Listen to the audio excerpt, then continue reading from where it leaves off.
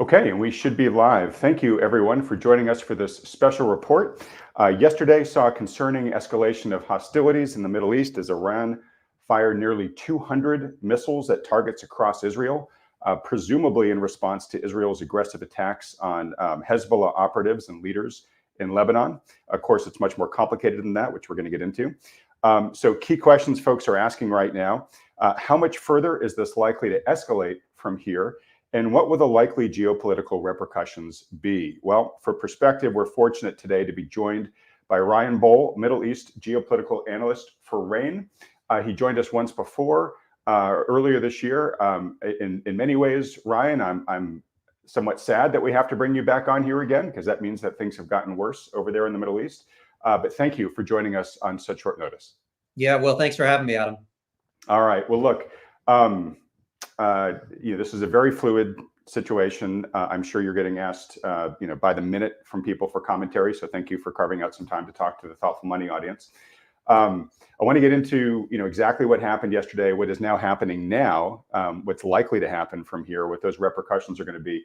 Real quickly, when you were on before, you gave us a detailed and nuanced explanation of kind of the history of tensions in the Middle East and kind of how the Middle East kind of got to become the powder keg that it is proving to be.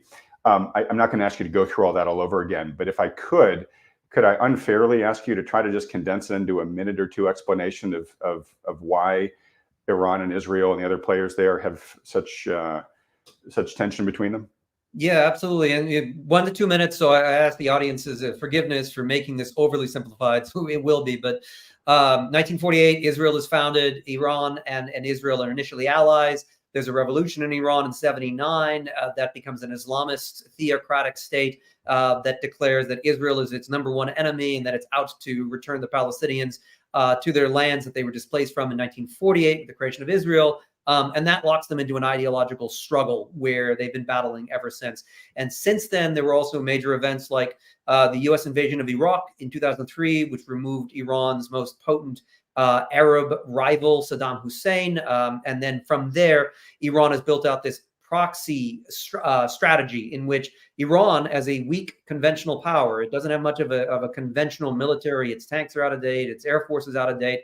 Has been using this asymmetric strategy by building up proxy forces like Hezbollah in Lebanon, like militias through Syria and Iraq, and increasingly the Houthi movement in Yemen, and building these groups up as a way to deter attacks on Iran itself from its rivals, which is Israel and the United States. And then, of course, we jump over to October 7th, which is now coming up on a year now, where the Palestinian militant group Hamas launched a sudden assault on Israel, killing over 1,000 Israelis and abducting hundreds more, and triggering the Gaza war, from which all the other conflicts that we are now looking at emanate. And Iran, claiming itself as being the champion of the Palestinian people, felt compelled to become involved, but at the same time, as again, the weaker military power has chosen to fight this struggle through its proxies, with the exception of the events of yesterday and the barrage of missiles that they fired back in April of 2024.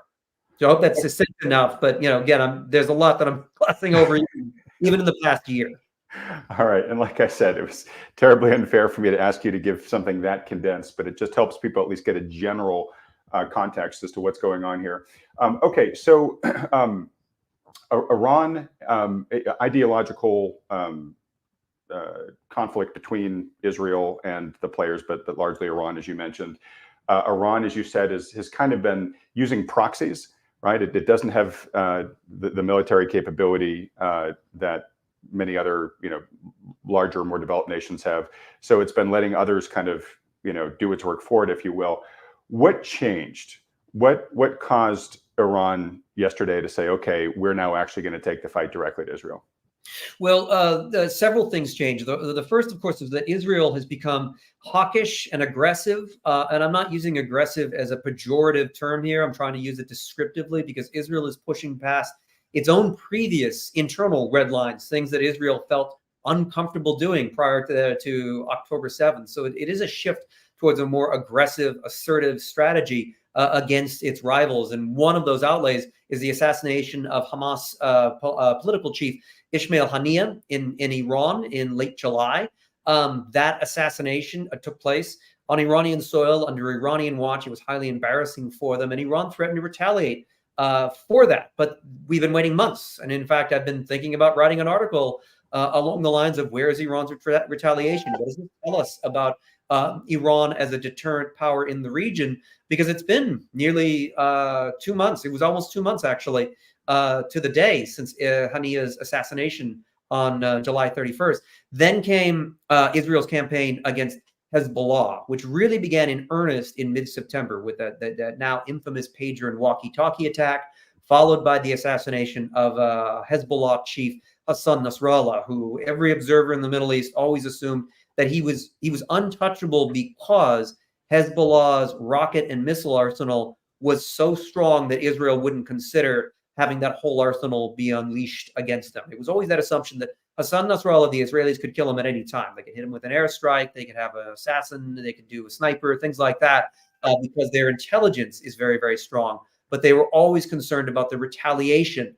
And something in mid-September changed, pager attack, and then Nasrallah's assassination.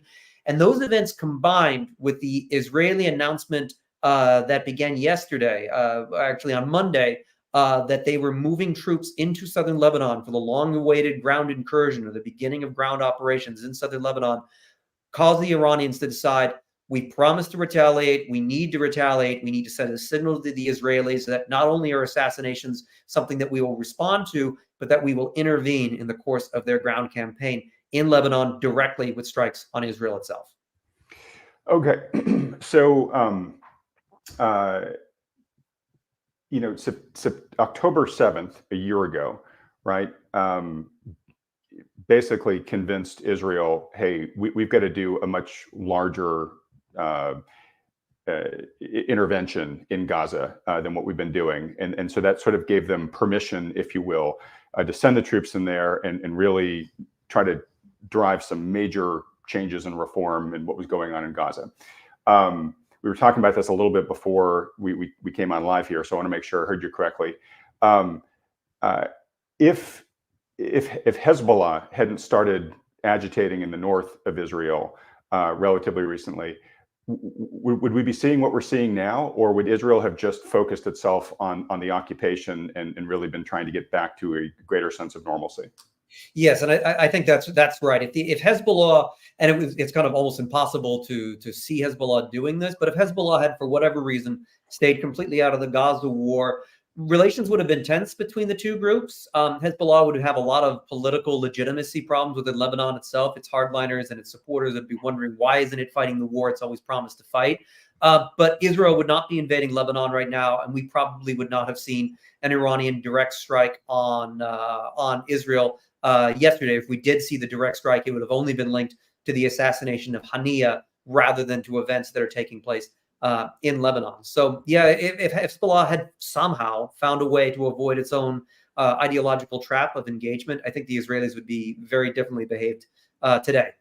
Okay. And folks, I'm sorry, I should have said at the beginning of this video, I will be taking your questions in a bit. I'm just trying to lay the groundwork to get to the point where we're all kind of on the same page, and then folks can ask whatever questions they want, and I'll pull as many into the conversations as I can. Okay, so, but Hezbollah did get involved, and Israel felt the need to respond in the way that has happened.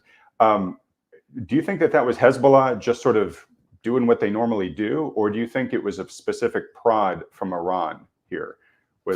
So is it sort of Iran that kind of made this thing worse, or was it just Hezbollah, doing its normal thing?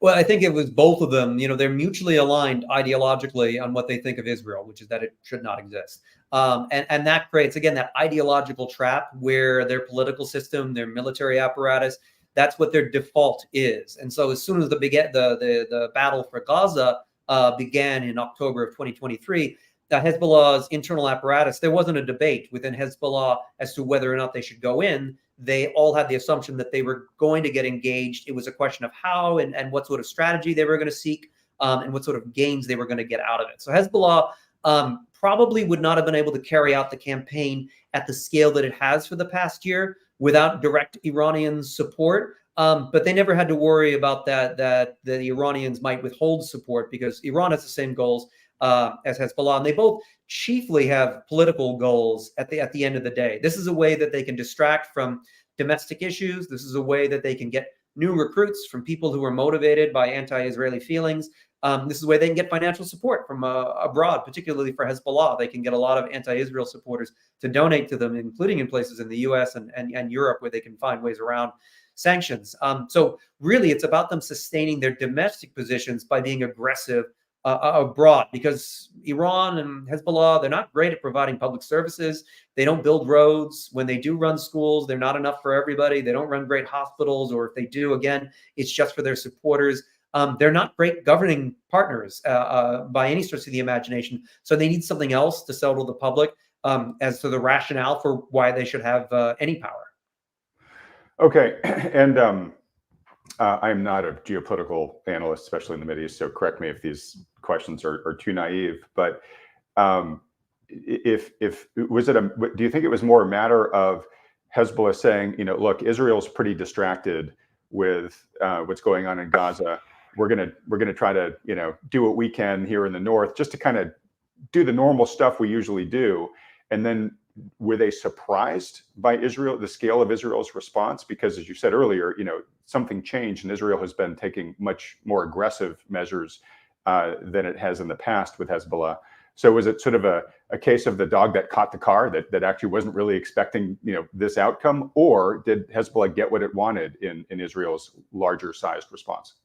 Yeah, I think it's a good way to kind of frame what is Hezbollah's goals in the course of this conflict, besides distracting from domestic problems. Hezbollah began a border war in October 2023, and what that meant was they deliberately targeted Israel Defense Forces IDF bases along the northern frontier and northern communities, and they caused those areas to be evacuated for civilians. And for Hezbollah, that was a political victory. They were saying, well, if Israel is displacing all these Gazan Palestinians, we've displaced 80,000, 100,000 Israelis in the north, and they're never going home. Now Israelis know what it feels like, and that's an achievement for us. And that for them was a pretty big breakthrough. That was the first time in many years that an adversary has forced Israelis to evacuate at scale, and to do so, it's not quite permanent, but it feels permanent to those folks who've been displaced for a year. So for Hezbollah, that would have been good enough if that's what they would have gotten. And then if Israel had, for whatever reason, ceased attacks on Hezbollah, Hezbollah probably would have ceased attacks on Israel after the Gaza conflict had resolved one way or another. Those people could have moved back home, but Hezbollah would have had that as a feather in their cap for propaganda and political purposes, permanently saying, we attacked Israel when nobody else would. We displaced Israelis when nobody else could. But with that being said, they never really expected the Israelis not to respond. What they have been trying to do, and what they're now getting, is this Israeli ground invasion of the south, which they have been preparing for since 2006. Now, Hezbollah has fought Israel on the ground in the south, both in the 2006 war and from 1982 all the way to 2000. It's been described as Israel's Vietnam, when they occupied southern Lebanon and tried to have a buffer state there and build up proxies and control that.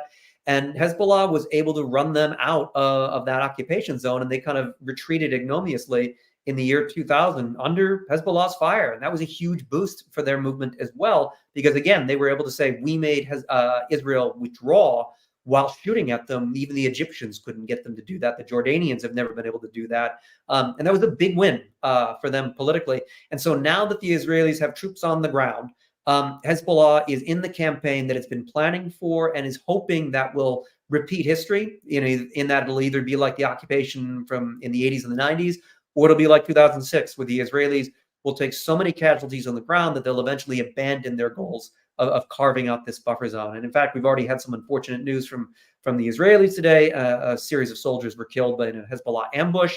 And that incident showcases that in spite of how aggressive Israel has been towards Hezbollah, killing their political chief, conducting the pager attack, Hezbollah's individual units are still capable of fighting the guerrilla war that they've been planning on for so long. Okay, so when we had you on last time, if I'm remembering events correctly, I think Israel had bombed an Iranian consulate in Syria, something like that, and then Iran sent a couple, but relatively unimpressive, and I'm not trying to downplay the seriousness of this, but a relatively unimpressive barrage of missiles towards northern Israel, if I'm getting my facts somewhat correct here. That seems really small compared to where things are now, right? So Israel has killed Hezbollah's political chief. I also believe there were some Iranians that were killed as part of that really kind of almost like out of a Tom Clancy novel, pager bombing spree. And I'd love for you to talk about that briefly, just in terms of the impact that it had to Hezbollah, but also just the scale of it. And is this something that caught the intelligence community by surprise? And I guess should we be worried, if we're sitting here with these devices that have batteries in them, attached to our bodies here? But now that there's a ground invasion going on here, it's, I think a regular person can look at this and start to get really worried that, hey, wait a minute, this thing really seems to be escalating to a dangerous level where maybe it switches from becoming business as usual in the Middle East to some kind of conflagration that really begins to make the world worry. So I guess we're getting into the how far is this thing going to escalate from here, do you think? Yeah. Well, let's look at what the April attack looked like and the October attack. And the April attack was still a pretty significant number of missiles and drones and cruise missiles. But what was different is how well telegraphed the April one was. Whereas yesterday morning, we're going into our morning briefing as an organization, getting ready to discuss the events of the day and what we're going to do with that, how we advise folks. And we're getting the breaking news that the Americans say the missiles are on the pads, they're about to fire. And this was entirely different than in April. In April, we knew that the Iranians were preparing something. We had lots of heads up. And the fact that the Iranians in April decided to use drones, which are pretty slow moving, they take hours to reach Israel, that allowed the Israelis and the Royal Air Force, the Jordanians and the Americans to shoot a lot of those down during that attack. And the ballistic missiles that came after the drones, almost as a signal that, hey, the attack is underway. Hope we don't hit anything. The Iranians almost didn't seem terribly serious in that attack. This one was when they made the decision very quickly, and they made the decision so quickly that Israelis, the entire nation of Israel, went scrambling for their bunkers, very much on a dime. And that was a very different type of attack. There were no drones this time. They were all fast moving, some of the more advanced ballistic missiles that can be there in 15 minutes or less. And so it was a very significant attack in that it very much intended to cause damage to these military air bases in northern and southern Israel. And that is a big change, I think, for the Iranians. It's indicating for the Iranians they are serious about causing damage within Israel, and Israel's air defenses, combined with the Americans, seems to have limited that damage. There was some airports, or some of the airfields were damaged, and there were some office buildings that have been that have also gotten some damage, but there was limited fatalities. And in that sense, the Iranians still have a way to scale up their next round of escalation if they so choose to do so. If the Iranians are serious about destroying an Israeli airbase, they'll need to concentrate their fire on it, carry out a very large ballistic missile strike very suddenly, like the one we saw yesterday, with a greater quantity of weapons, including their most advanced missiles, which so far we haven't seen deployed. Okay, so I've heard from people that I'm going to use another analogy, maybe incorrectly here, but you poke a bear long enough, you better be ready to deal with the claws, right? And it seems like I think even you yourself said sort of something changed that convinced Israel to start taking more aggressive steps than it had been in the past.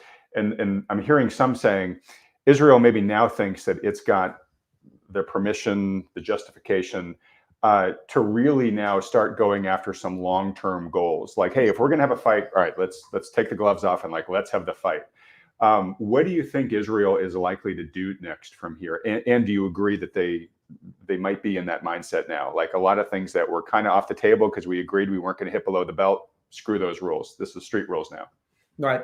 And I think, Israel is in a 1967 moment in your brief history there, is that was when they destroyed the Egyptian and Syrian air forces on the ground as Egypt and Syria were preparing to attack Israel. And as a result, in 6 days, they spectacularly defeated much larger, better equipped Arab armies. And they believe right now, at least this government under Prime Minister Benjamin Netanyahu, that they must take the initiative, which is why Hassan Nasrallah, we thought was untouchable, wasn't. Hania, we thought was at least safe, he wasn't. Direct strikes on Iran seem to be off the table, particularly attacks against its nuclear program sites. Those are no longer off the table. And the Israelis, of course, are preparing their response to this barrage. They will strike back in some capacity. It's a question of how hard they strike back. And there's a raging debate taking place inside of the security cabinet in Israel as we speak. And they're wondering, which targets can we strike without causing something that alienates us from our critical American partners? And they're thinking about things like oil facilities, oil infrastructure, energy, oil rigs, tankers, air defense sites, political leadership, missile launch sites, missile storage, missile production, or of course, and the most sacrosanct thing would be to strike Iran's nuclear program directly. And I tend to think that the Israelis are going to choose. In April, what they did is they fired a joint standoff weapon, and it appears to have been fired from Iraq at a single S-300 Russian-made missile battery that was guarding Isfahan, which is where one of their nuclear research facilities is. It destroyed the battery, and it was supposed to show to the Iranians that we can hit your nuclear facilities. We don't even have to enter your airspace. We have those weapons to do so. So don't try this again. Obviously, that message didn't stick. And they're going to send another stronger message, which probably includes more targets. Now, what are those targets? It's going to come from that list that I talked about, but it will be gauged where they will try to provide the Iranians the narrative that Iran will be able to sell to its domestic public. Nobody will believe it outside of Iran, but to the Iranians themselves, they'll say, yeah, they blew up some air defenses, they blew up an oil tanker, they blew up this and that, but they're supposed to be all powerful, all seeing, all knowing. And we're still here, and they're incompetent, they're weak, etc. And that would be enough to allow the Iranians to climb up this rung of the escalation ladder. This is still tricky. This is all incredibly. This is not like they're communicating this stuff directly to each other. I'm kind of calling it, kabuki geopolitics. Mm-hmm. They're sending each other these messages through these high-risk maneuvers, and anything can go wrong. And the Israelis can miss. They have precision weapons, but even those can miss. Or they can misread what the Iranian mood currently is like. So if they do say blow up an oil facility, on the Persian Gulf, the Iranians' leadership may see that as an existential threat to the regime, and that forces them to launch yet another barrage of even more missiles at Israel. And then we're entering something like a missile war, an airstrike war, reminiscent of how Iran and Iraq fought their war in the 80s in the War of the Cities. So let me just ask that question then. Let's say Israel and Iran just said, all right, it's on, right? Two questions. One, from a military strategic standpoint, does one side have an advantage over the other? And then secondly, would it play out that it would just be Iran versus Israel, or because of international alliances, is that the moment that this thing escalates into an all-out war where big superpowers get brought in? Could Iran and Israel actually have an all-out shooting war without America and Russia getting dragged in? No, I think it's a question that I see popped up a lot. So let's start there with that strategic framework of how high this could go in terms of the international community. The U.S. could get dragged in to a limited campaign, but it's important to remember America is war weary. 20 years in the Middle East, Afghanistan, Iraq, etc. There is no American force in the Middle East right now that could occupy or overthrow the Iranian government. Their population is about 80 million people compared to Iraq's, say, 25 or so million when we invaded in 2003. You would need probably on the order of 500,000 to 1 million American troops deployed on Iran's borders for that sort of scale war to take place. Now, the U.S., on the other hand, can run defense for Israel, which is what they're doing. They're shooting down Iranian missiles. They're providing intelligence. They're providing targeting. That they will do open-ended. That's how America is already involved. And they'll continue to kill militia leaders like they have in Iraq and in Syria in response to attacks on U.S. troops. But the U.S. isn't going to escalate to that full scale of invading Iran. No Americans would support that at this point. And Iran is not an existential threat to the U.S. It wouldn't justify such a buildup. On the other hand, America's intervention could be more seismic and more impactful if its diplomatic powers are brought to bear on its ally, Israel. If the U.S. says to Israel, change your behavior, change your policies, or you will lose your arms, you will lose your aid packages, etc. That would be one of the ways that you would arrest Israel's behavior, force them to change policies, and potentially cause them to de-escalate in a very rapid fashion. And this has happened before. Reagan did it. George H.W. Bush did it in 1991. Presidents have done this to Israel in the past. It just hasn't been done in several decades, and so people think it can't happen. But that's probably the most seismic way in which the U.S. could have an impact on the ground, because they could bomb Iran for the next 10 years, and the Islamic Republic would still be there because air campaigns don't win wars. Okay, sorry to interject with this, but we are very close to a presidential election here in the U.S. Are there material differences between the two presidential candidates that make you think that they would handle an Iran-Israel conflict differently? Yeah, and I think that it's the core goal for both candidates is America's overall strategic goal in the Middle East, which is stability that provides energy, that provides trade flows. You know, the Red Sea is still getting shot at by the Houthis. The U.S. wants the region stable so that commerce and energy can flow out. Both Harris and Trump agree on that. They don't agree on how to get there exactly, but neither of them are itching for a war with Iran, for an escalation with Iran. Really important, Trump has been president. If he wanted to invade Iran in 2019, in 2018, he had more than enough casus belli to do so. You know, people forget about how Iran destroyed an entire Saudi oil facility at Abqaiq in 2019 with a massive drone and missile attack. And the U.S. responded with a cyber attack, which, as far as we can tell, was very ineffectual on Iran's capabilities, because Trump has no interest in invading Iran any more than Harris does, any more than Biden or Obama, because the American people don't want to do that. So they wouldn't. Trump tends to get the reputation that he is escalatory, that he is willing to pick a fight and start a war out of nowhere. But really, he's more erratic. What he is willing to do is break through rhetorical taboos. He's willing to shoot from the hip from a policy standpoint. He's willing to try new things to see whether or not they can stick. And he takes risks in a way that other presidential administrations don't. But his core goal is the same thing. He wants the wars to end, and he wants to take credit for ending those wars.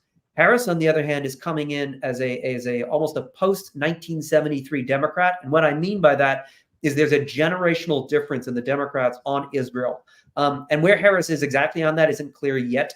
But the Democratic base is more or less in revolt over Biden's policy towards Israel. They want a harder, tougher line on Israel. They want to hold up arms and hold up aid until Israel agrees to get back on the two-state solution path with the Palestinians. And Biden resists that because he believes that would weaken Israel and expose it to attacks. And that's part of that generation of Democrats that grew up with the 1973 war, where Israel was almost defeated in the background. Harris is beyond that. She has no historical memory of that, or not a strong historical memory of that the way that Biden does. And so when she takes power, she's probably going to be more open to allowing that criticism to come out, which could evolve into sanctions and arms holdups and human rights investigations, which will put more diplomatic pressure on Israel to de-escalate. But again, I think both candidates, they both want to hold together regional stability as best they can, but neither of them wants to deny Israel its ability to defend itself and hand a victory over to Iran and Hezbollah, who under no circumstances will become American friends, no matter how the U.S. treats Israel. On the other hand, they are willing to play bystander. They're willing to let this conflict play out and see if the local actors can exhaust themselves while America tries to mitigate the worst of those consequences, which so far they've done a pretty good job at. There's been no energy shock, for example, the way there was when Russia invaded Ukraine. Okay, and I do want to get to the impacts of this war, even if it remains contained, which hopefully it does, on world trade, energy markets, et cetera. But okay, great answer on America. How about Russia?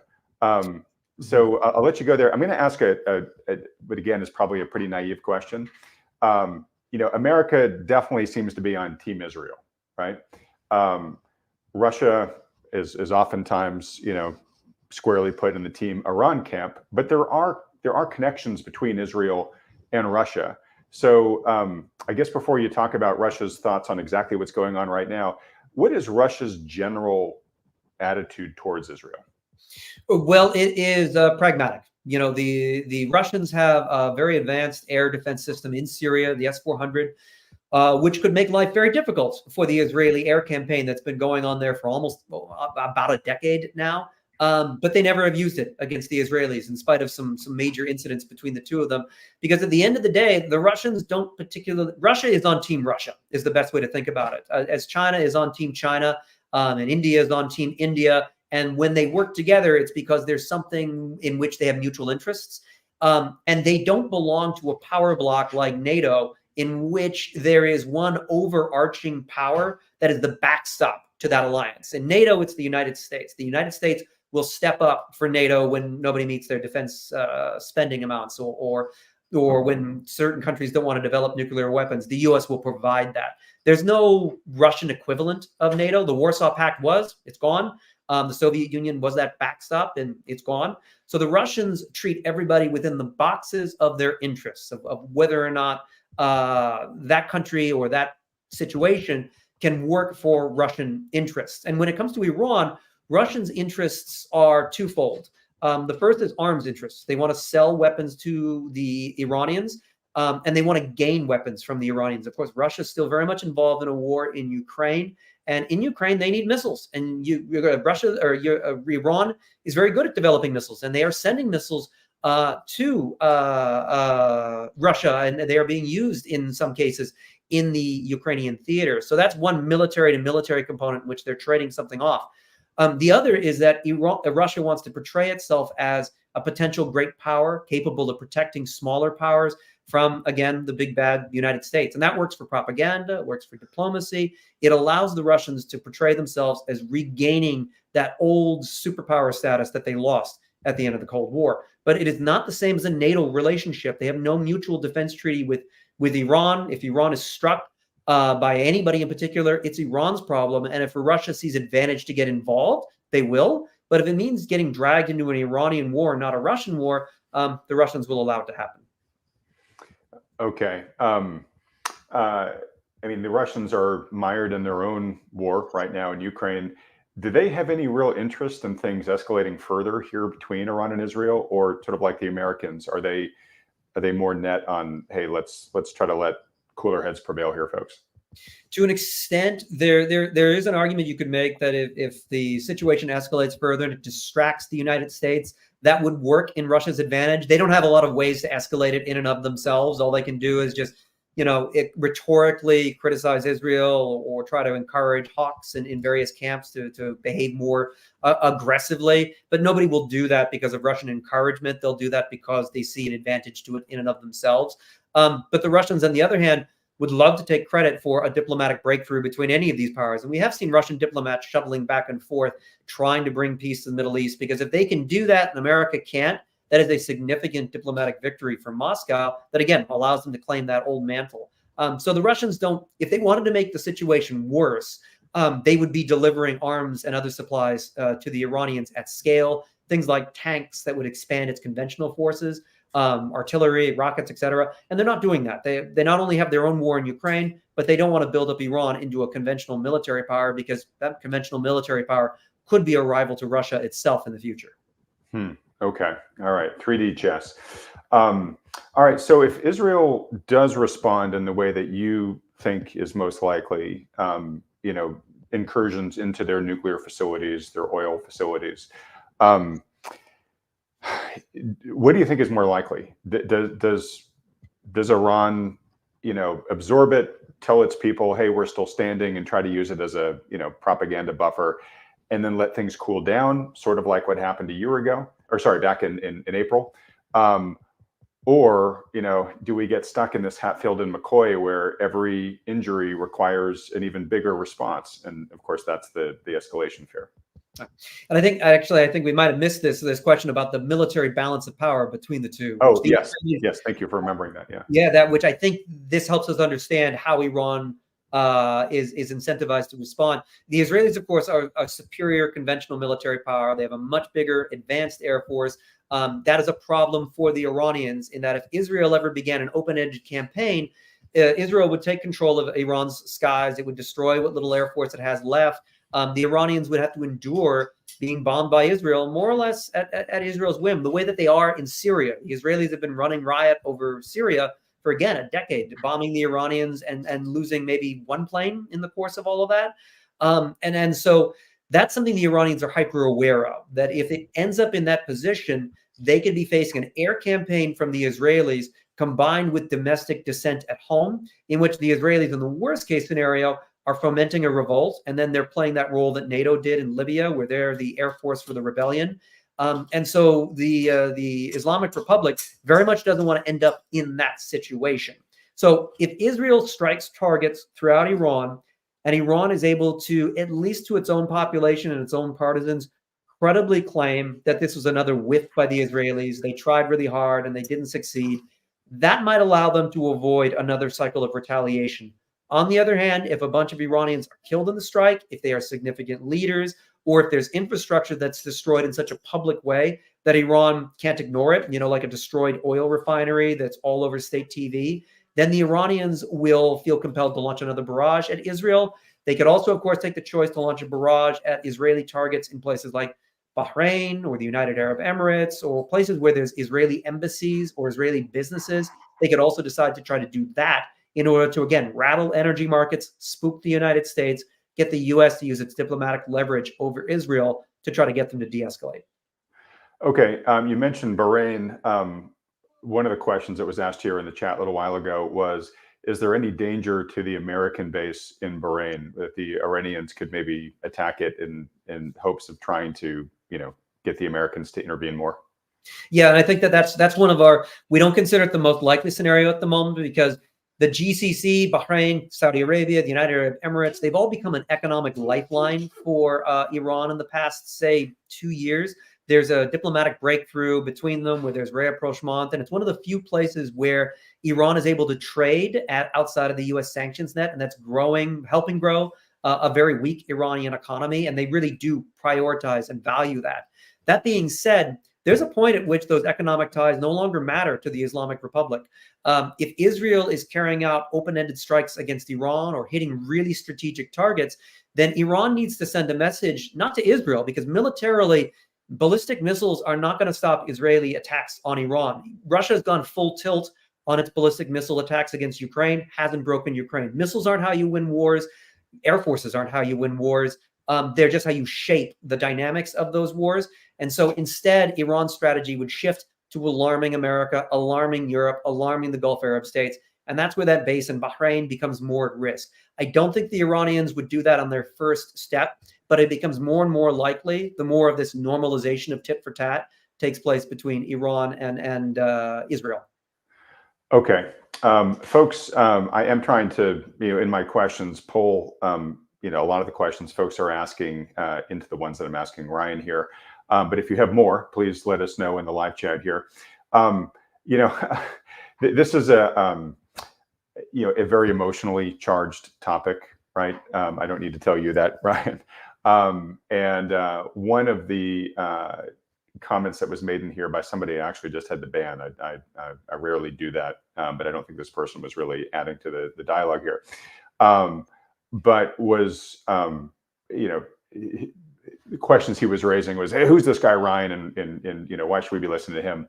Can you just give us a little bit of your backstory of how you became the Middle East analyst there at RANE? And I know from our off-camera discussions, you've actually spent a lot of time in region. So how did you get involved in this, and what are your credentials?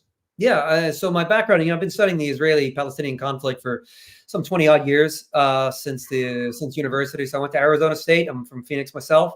And that was part of my undergraduate. I eventually became a teacher where I went to the United Arab Emirates, and I worked with and for the Emirati government as part of a reform project there. So I was in the Gulf Arab states for about 5 years, including during the Arab Spring. That was times where I went to the West Bank and Israel and Egypt and Bahrain and Lebanon and other places throughout the region during that kind of tumultuous period.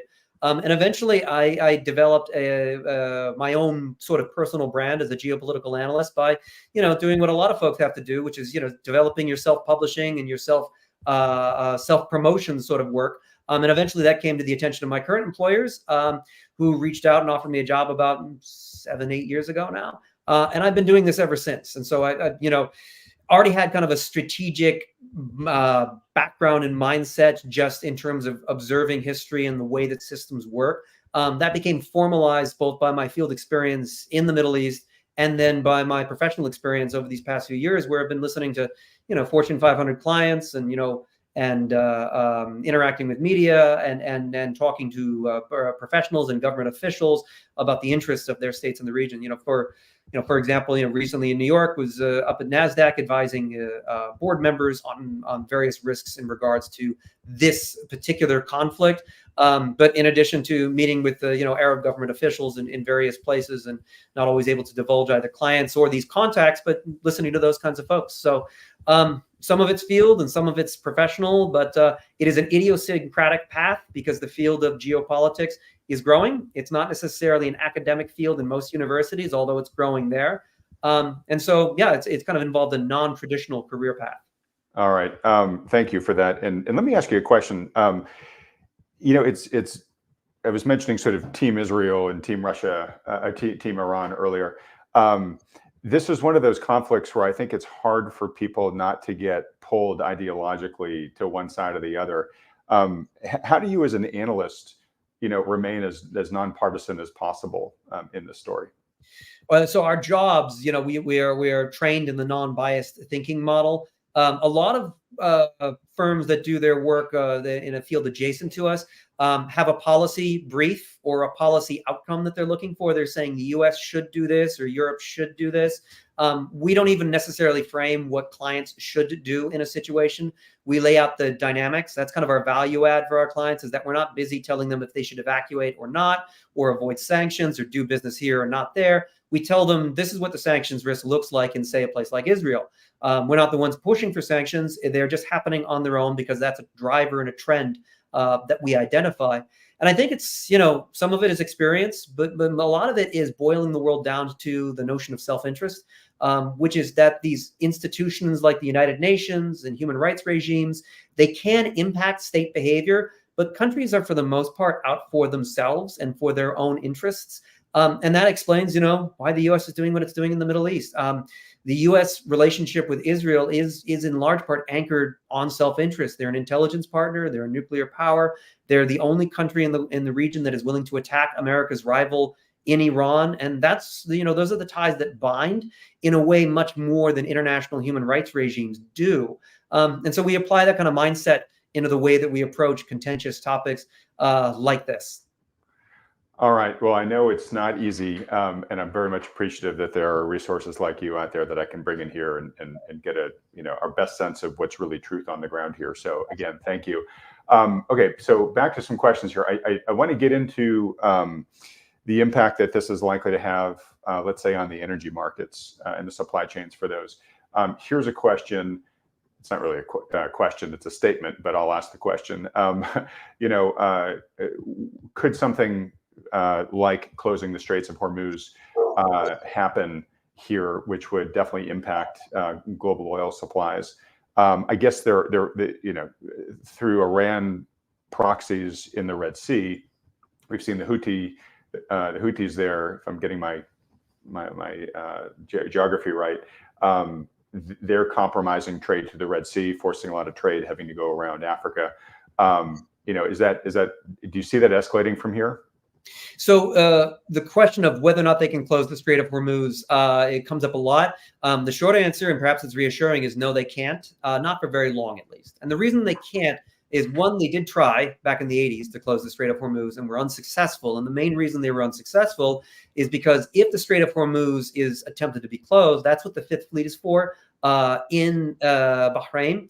And Iran is unwilling and in some cases incapable of sinking that fleet, because it would involve an escalation with the United States that Iran might not survive. And so they've never had an interest in full-scale closing the Strait of Hormuz. What they do like to do is threaten to close the Strait of Hormuz, because when oil traders take that seriously, and they don't really anymore, but when they take that seriously, the price of oil would spike. That puts pressure on Washington. Washington then does something closer to what the Iranians want to do.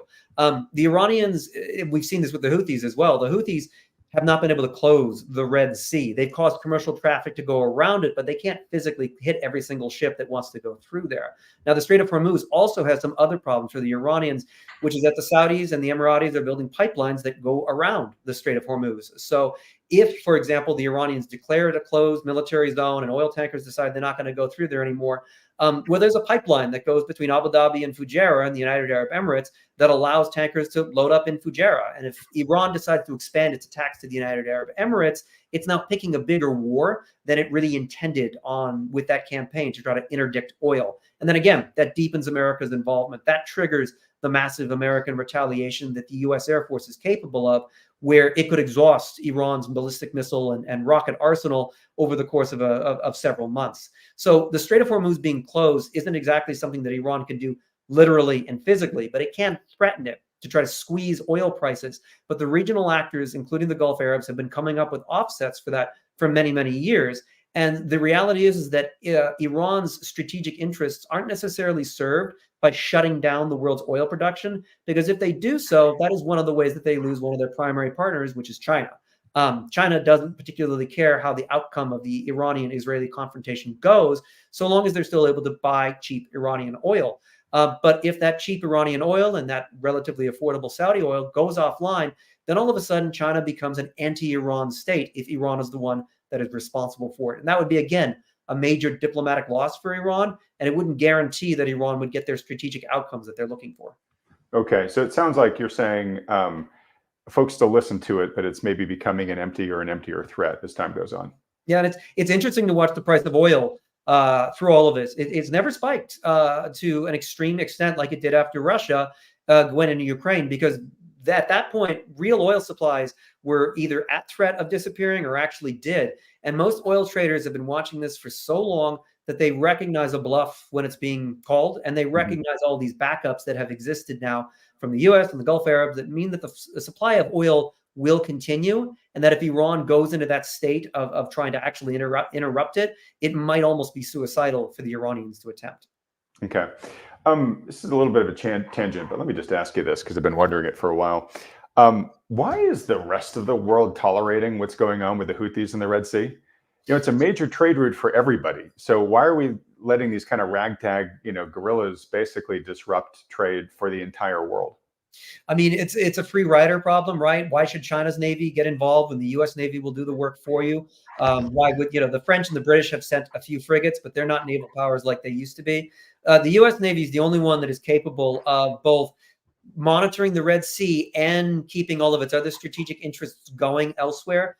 China doesn't have that capacity. If it wanted to get seriously involved in the Red Sea to stop the Houthis, that would mean that China might not have the available forces that it needs for its South China Sea strategy, or to deter the Japanese, or they just don't have the blue water Navy capabilities to carry out that same kind of mission. And there's not even necessarily the chance that would really change the Houthis' calculations. It might instead just make Chinese ships a target of the Houthi campaign, which isn't the Chinese don't really want the narrative that now they're starting Middle Eastern wars like the United States before it. They'd much rather America take that kind of diplomatic and propaganda hit on their behalf. The other problem is, if you want to stop the Houthis from firing rockets and missiles into the Red Sea, you have to send in ground troops in order to dislodge them from their firing positions. As I said before, missiles don't win wars, air forces don't win wars. You have to take the ground from the enemy and run them physically out of places in order for you to have a strategic military outcome. Morale could break, economics could break, political will could break, but nobody's willing to invade Yemen, including the Saudis and even the internationally recognized government of Yemen, which is a Houthi enemy, doesn't have the forces, doesn't have the ground troops to dislodge the Houthis from their positions. Well, let me ask you this: but besides potentially Iran, like, whose interests are served by these Houthi guerrillas doing this? Just the Houthis in Iran, really. That's really the only ones who are benefiting from it. And of course, inadvertently, some of these countries along the far side of Africa that are now seeing an uptick in ships going in that direction. But really, this only serves the Houthis and the Iranians. For the Houthis, it's them showing that they are taking a stance against America. Their flag literally says "Death to America" on it. And that helps with recruitment at home and legitimacy at home. For Iran, it's a pressure point economically on the West, which in theory is supposed to convince Washington to press on Israel to change what they're doing. Yeah, I mean, look, I'm like I said, I'm not a geopolitical analyst. I'm sure this is very naive, but at some point, I feel like, you know, everybody else gets the chance to vote you off the island if you know you're basically doing something that's against everybody else's interests. So I am kind of amazed that whether it's America itself just saying, "Hey, we're not going to deal with this," and I understand the issues with that, but a United Nations force, or literally just America reaching out to China and everybody else, Saudis, different countries in Europe, and just say, "Hey, everybody contribute a ship, right? And everybody contribute a certain amount of, I guess, boots on the ground.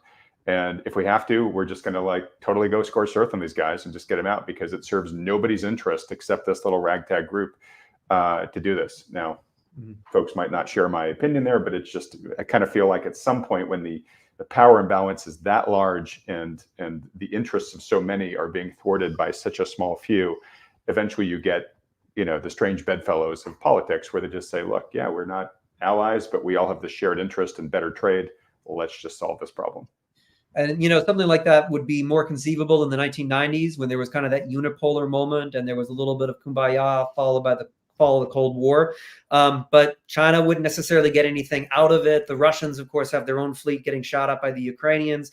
And the French and the British aren't going to tax their aging populations more for a mission that would be necessary for something like that. And does the international community want to enter Yemen and invade Yemen, a country that has befuddled? Egypt invaded it in the 60s and wasn't successful. The Saudis recently invaded it and were unsuccessful. Who wants to do that sort of international mission when, you know, at the end of the day, the shipping prices have gone up, the insurance rates have gone up. They're still not as bad as the 2021 crisis. And I think you'd have to get closer to that 2021 crisis for the international community to feel the economic pinch necessary to reopen those straits completely. Right now, shipping companies are adapting just enough where prices are adjusting and moderating, and they're finding a way around it. Really, it's Egypt that's getting hammered by this because they rely on so much wealth from the Suez Canal where they're able to seize. And that has resulted in Gulf Arabs providing more financial aid to Egypt to offset that because of those losses from the Suez. All right, last question, and again, this may not be feasible for, you know, a whole bunch of reasons like you mentioned, but when you add up the increased costs in just, you know, because of the supply chains are now longer, insurance rates have gone higher, you know, all that type of stuff, the general inflation that people are going to be paying on these goods because of these increased costs, and you add it up worldwide, does that number, is it less, the same, or a lot more than if we did just fund some sort of military solution to try to address this? It's a very interesting question that I would need to do a much more comprehensive analysis on in terms of how much the Red Sea crisis has cost the world economy. But if you wanted to break the Houthi movement, and it's a you know, they control several tens of millions of people in the northern part of Yemen, which is rugged, has bad roads, very few logistical connections. You would be talking about a multinational force of anywhere between 250,000 to 500,000 troops in order to successfully contain, control, corral, and suppress that movement. And as soon as you think of it in terms of this would not be a quick or easy campaign and would require hundreds of thousands of troops from all over the world to accomplish, that's where you start to see the devil's in the details. Right. And of course, everybody's going to sell the narrative, you know, hands off Yemen and don't invade Yemen. The Houthis are freedom fighters and so on and so forth. There would be a very strong anti-war movement because at the end of the day, what the Houthis are doing is just marginal enough to most people around the world that this would be a state-led initiative. It wouldn't be like 9/11 after, you know, where everybody had it in their face and the multinational force kind of came together out of a grassroots movement. What the Houthis are doing is interrupting IKEA's supply chain and Volkswagen's supply chain and Tesla's supply chain. And that bothers their stockholders and their board members. But that's more or less the only people that are really noticing it day in and day out. Got it. And I get that no country has an interest in getting involved in another Afghanistan style morass. Okay, this question may be a little wonky. Why hasn't Iran used its man pads to deny Israel access to its airspace? So maybe you can explain what the man pads are. As I understand it, it is an Iranian-developed air defense system that is built off of a Chinese design. obviously, I guess they can't use it unless Israeli planes are flying in Iranian airspace, I imagine. But anyways, what's your answer to this question? So there's a couple of them. Some are technical, and some of it is tactical. And so from a technical standpoint, some of these systems aren't able to lock on to the more advanced F-16s and F-35s and that the Israelis use for their air missions. They have stealth capabilities, especially the upgraded F-16s, the Block D and the Block E. The most advanced F-16s and F-35s, they go to the U.S. first and then Israel second.